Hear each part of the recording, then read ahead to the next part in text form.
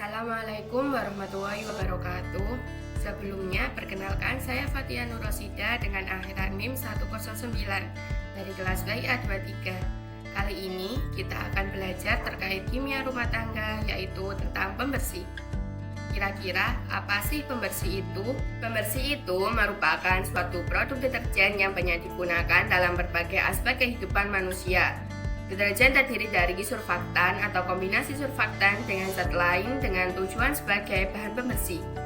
Deterjen diketahui memiliki efek iritasi dan korosif pada material logam, sehingga deterjen sendiri dapat disebut sebagai surfaktan atau campuran surfaktan yang ketika dilarutkan dalam air dapat secara efektif menghilangkan kotoran dan minyak dari permukaan kain. Deterjen terutama surfaktan memiliki kemampuan unik untuk menghilangkan kotoran, baik yang larut dalam air maupun yang tidak larut dalam air. Oleh karena itu, sebelum kita bahas lebih jauh tentang pembersih, yuk kita bahas tentang studi kasusnya terlebih dahulu. Selanjutnya, studi kasus tentang pembersih. Seperti yang ada di gambar, pencemaran air di muara Sungai Tapak Semarang terjadi akibat adanya limbah deterjen dari kegiatan rumah tangga dan industri di sekitarnya. Limbah deterjen di Sungai Tapak memberikan dampak yang cukup besar terhadap ekosistem dan kehidupan manusia di sekitarnya. Dalam ekosistem, kandungan surfaktan dapat mengganggu tegangan permukaan air, menghambat difusi oksigen, serta merusak membran sel organisme perairan. Berdasarkan studi kasus tersebut, yuk mari kita simak penjelasannya secara detail. Surfaktan adalah senyawa kimia yang bekerja dengan cara menurunkan tegangan permukaan, tegangan antar muka, serta meningkatkan stabilitas partikel yang terdispersi dan mengontrol jenis formulasi, sehingga dapat diklasifikasikan berdasarkan sifat kimianya. Dalam deterjen, surfaktan bertanggung jawab atas efektivitas pembersihan dan karakteristik busa. Surfaktan dapat diserap ke dalam permukaan partikel minyak atau air sebagai penghalang yang akan mengurangi atau menghambat agresi partikel terdispersi.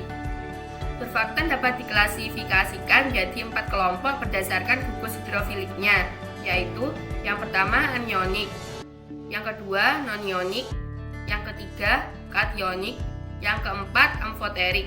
Surfaktan anionik adalah jenis surfaktan yang memiliki gugus hidrofilik bermuatan negatif. Surfaktan anionik ini banyak dipakai untuk tujuan domestik karena harganya lebih murah serta stabil dalam air dan memiliki daya yang bersih yang sangat baik dan biasanya berbusa sangat banyak.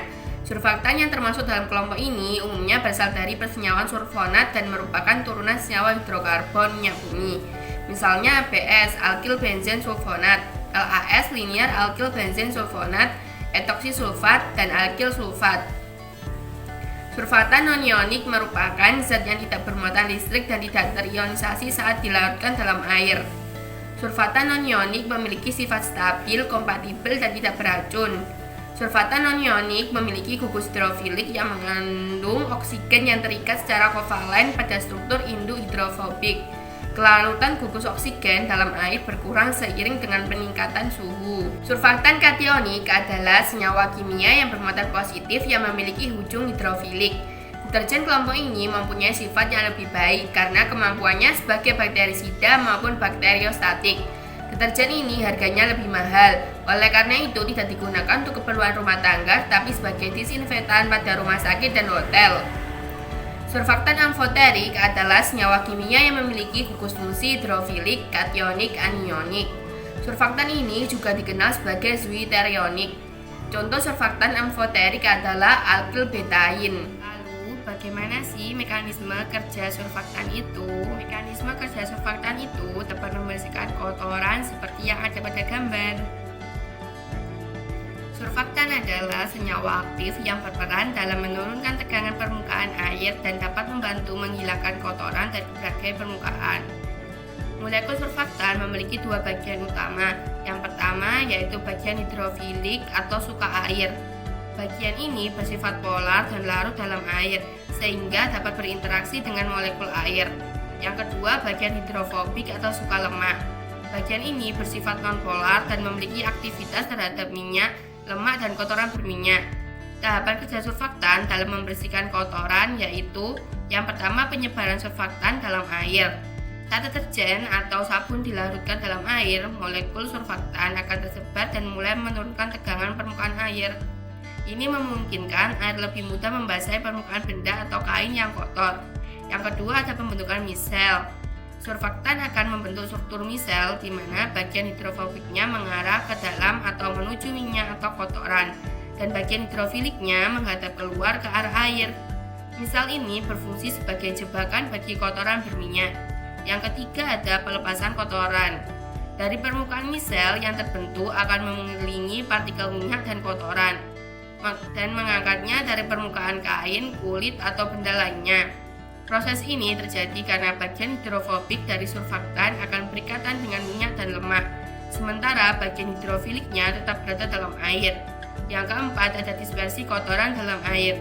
Setelah kotoran terjebak dalam misel, partikel minyak dan lemak tidak dapat kembali menempel pada permukaan benda.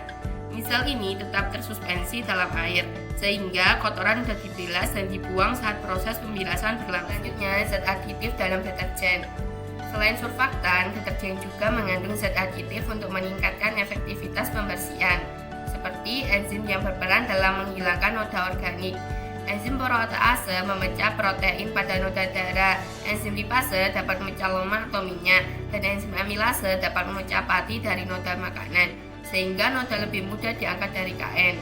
Deterjen mengandung karboksimetil selulosa atau CMC yang dapat mencegah kotoran menempel kembali pada kain dengan melapisi partikel kotoran agar tetap tersebar dalam air. Pewangi dan pemutih juga ditambahkan untuk meningkatkan daya tarik produk. Kombinasi bahan ini membuat deterjen lebih efektif dalam membersihkan pakaian dan permukaan dari kotoran serta minyak. Kemudian, apa sih dampak surfaktan terhadap lingkungan? Dampak surfaktan terhadap lingkungan yaitu surfaktan yang tidak mudah terurai di alam dapat mencemari perairan sehingga menyebabkan penurunan kadar oksigen terlarut atau DO yang mengganggu kehidupan akuatik. Yang kedua, kekurangan air yang menghambat penetrasi cahaya matahari. Yang ketiga, gangguan ekosistem akibat bioakumulasi bahan kimia. Selain dampak surfaktan terhadap lingkungan, fosfat dalam deterjen yang berperan sebagai agen pelembut air juga memiliki dampak buruk bagi lingkungan. Seperti fosfat dapat menyebabkan eutrofikasi, yaitu peningkatan kadar nutrisi dalam air yang merangsang pertumbuhan alga berlebihan. Ledakan populasi alga ini dapat menguras oksigen di dalam air, sehingga mengakibatkan kematian ikan dan organisme air lainnya. Dengan demikian, kesimpulannya dapat diambil dari pembersih dalam kimia rumah tangga ini adalah limbah deterjen mengandung surfaktan dan fosfat yang dapat merusak ekosistem perairan. Surfaktan juga dapat mengurangi oksigen terlarut dan menyebabkan kekeruan. Sedangkan fosfat memicu eutrofikasi, mengurangi oksigen, dan mengancam biota air serta kesehatan manusia. Lalu saran yang bisa diberikan dalam pembersih kimia rumah tangga ini adalah meskipun deterjen memiliki banyak manfaat, namun perlu diperhatikan dampaknya terhadap lingkungan. Beberapa deterjen mengandung bahan kimia yang dapat mencemari air dan merusak ekosistem. Oleh karena itu, memilih deterjen yang ramah lingkungan, mudah terurai secara hayati, dan tidak mengandung fosfat merupakan langkah yang bijak. Sekian pemaparan materi pembersih kali ini. Semoga bermanfaat. Wassalamualaikum warahmatullahi wabarakatuh.